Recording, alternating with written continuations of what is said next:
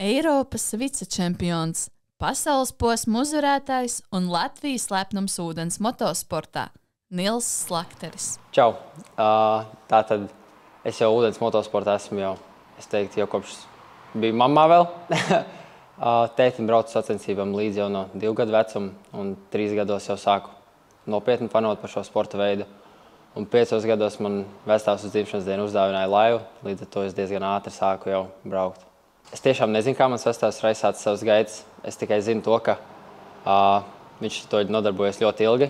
Viņš vairākas reizes ir arī ņēmis, tā teikt, pauzes skolas dēļ, lai apvienotu vairāk skolu un darbu, un pēc tam atgriezies šajā sporta veidā. Tētis 16 gadu vecumā prasīja, kāpēc viņš nenodarbojas ar ūdens motosportu. Un tā tad es teiktu, ka aizsākās šī mūsu ģimenes tradīcija, un tētis sāka braukt ar laivām, tad jau es parādījos, un man parādījās interesi, un kopā mēs tagad turpinam. Manas pirmās sacensības bija 7 gadu vecumā, pasaules čempionāts Čehijā, Prāgā. Es atceros to, ka es biju pārāk daudz satraucies. Es, protams, biju ļoti maziņš. Es atceros arī to, ka es dabūju saules dūrienu tur, jo tur bija ļoti karsti. Mums nozīmīgākais sasniegums, manuprāt, ir pagājušā gada čempiona tituls Formula 4 endurancē, kur sacensības notiek 12 stundas. Pirmajā dienā mēs braucam 6 stundas, un otrajā dienā tāpatās kā iepriekšējā arī 6 stundas. Parasti braucam divatā ar šīs laivas iepriekšējo īpašnieku, Stefanu Arandu. Mēs izdomājām kopā sastrādāties, jo šo laivu es nopirku tieši no viņa. Līdz to viņš sākumā bija tas, kurš šo laivu pārvaldīja vislabāk un jūta vislabāk.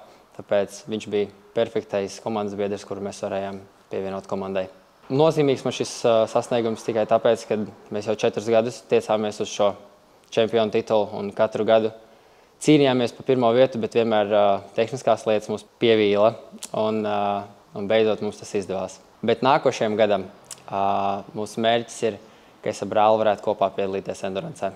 Gatavošanās sacensībām manā ikdienā parasti ietver treniņus uz ūdens un mūzikas klausīšanos, mentālai sagatavotībai. Treniņus uz ūdens es jau 2. gadu sāku martā, lai es būtu gatavs sacensībām, kuras parasti notiek maijā, lai varētu pārsteigt konkurences, kuri, tā teikt, pa ziemas periodu nav tik sagatavojušies pirmo posmu. Pagājušajā gadā, piemēram, mēs sākām treniņus 2. martā, un ārā bija -2 grādi. Man visa laiva bija ar ledus kārtu, bet mēs to izdarījām, un čempiona tituls ir rokā.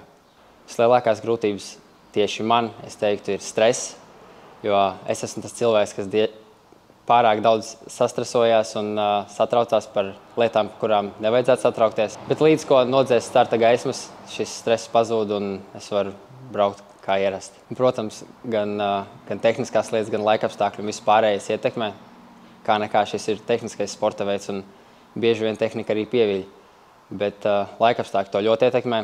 Gan manu mentālo, gan laivas vadīšanu, jo, ja es zinu, ka ir liels vējš, es pats braucu daudz uzmanīgāk un bailīgāk nekā parasti. Avārijas manas karjeras gaitā man ir bijuši diezgan daudz, un katru reizi pēc avārijām man ir bijis diezgan grūti iesaisties laivā, jo tas atstāja nepatīkams emocijas un nepatīkams atmiņas, bet ar laiku tās visas pazūd. Tā kā mana vectēva pieeja ir tāda, ja tu iekļūst avārijā vai ir kāda nepatīkama situācija, tev ir jāpiespiež sevi un, piemēram, jāiekāpj apakaļ laivā un jāturpina braukt, lai šīs bailes nenosēstos tev un tu neturpinātu baidīties un nebūtu grūtāk iekāpt laivā pēc tam. Ja mēs runājam tieši par Viveronas posmu, kas bija pagājušā gada noslēgums, es nekad nebiju uzvarējis pasaules čempionāta posmu tieši sprinta sacensībās. Un šajā sacensībās pirmo reizi man līdz bija arī tētis, kurš man vadīja uz rācijas. Tas, ka tētis man bija uz rācijas, man daudz vairāk ietekmē. Es jūtos daudz saliedētāks ar viņu un daudz drošāk uz ūdens. Es jūtos tā kā pasargāts ar viņu. Tētis parasti ir tas, kurš strādā, un es esmu tas, kurš brauc. Līdz to tētis ir diezgan reti sacensībās, un šī bija pirmā reize, ka tētis ir man līdz ārpus Baltijas valstīm. Runājot par vectēvu, viņš ir Latvijas ūdens motosporta prezidents, līdz ar to viņam jābrauc uz katrām sacensībām, un viņš vienmēr ir mans atbalsts. Un mamma, viņa brauc uz visām sacensībām, kurām var, atbalsta mani cik var, līdz ar to es ļoti novērtēju viņu atbalstu. Viņi vienmēr man ir atbalstījuši un teikuši, ja es kaut ko nevēlos darīt no tā, ko viņi ir darījuši visu savu dzīvi, man tas nav jādara, tas nav mans pienākums. Es to pats arī gribēju, tāpēc es arī ar to nodarbojos. Šajā sezonā es noteikti vēlos koncentrēties uz sprinta sacensībām. Tieši tāpēc mēs arī šogad atteicāmies no piedalīšanās endurancē, lai mēs varētu koncentrēties tieši uz sprintu un censties uzvarēt sprinta sacensības. Pārēšana uz F2 klasi man ir bijis sapnis jau no 5 gadu vecuma, jo ar to klasi brauc mans tētis, un es noteikti gribētu kādreiz stāvēt viņam blakus uz starta, un, protams, arī apdzīt viņu.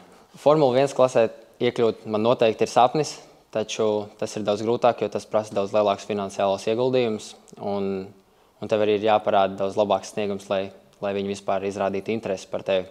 Bet noteikti to es nenolieku malā. Ja tāda iespēja parādīsies, es noteikti to izmantošu. Es noteikti plānoju palikt šajā sporta veidā arī pēc tam, kad es beigšu braukt. Es teiktu, mans sapnis ir, ka manas karjeras beigās būt par glābēju, jo es zinu, cik slikti ir būt zem ūdens, tāpēc es noteikti gribētu būt tas, kurš glābi pilotus no avārijām. Diemžēl, tā kā šis sporta veids noteikti tikai vasarā, atpūtai laika man nav, jo man paralēli ir jātrenē Latvijas Formula Future izlase. Principā katru dienu jāatrod laiks pašam patrenēties un jāpalīdz tētim darbos. Līdz to laika atpūtai bieži vien nepietiek. Bet es atpūsties varu visu pārējo gadu, līdz ar to viss ir vienlīdzīgi sadalīts. Neteiksim, ka šis ir garlaicīgs sporta veids. Šis ir tāpat kā visi rallija, cross. Šis ir ļoti interesants sporta veids, karstasinīgs sporta veids, pilns ar adrenalīnu, un tas noteikti ieinteresētu katru cilvēku. Tāpēc būtu jāstrādā pie tā popularizēšanas, lai arī Latvijā tas kļūtu daudz interesantāks un cilvēkiem pieejamāks. Jaunie noteikti var sākt savas gaitas, sākot no 5 gadu vecuma. Viņiem būtu jāuzraksta man Facebookā. Es noteikti viņus pieņemtu tepat Bauskā, pamēģināt izbraukt laivām. Ja patikt, viņi noteikti varētu turpināt to. Esmu ļoti atvērts kā treneris, un es sagaidīšu jebkuru bērnu ar atvērtām rokām un satrenēšu viņu līdz pat pasaules čempionu titulam. Noteikti sekojiet līdz ūdens motosporta gaitām, atbalstiet mūs, un tad jau tiekamies uz ūdens.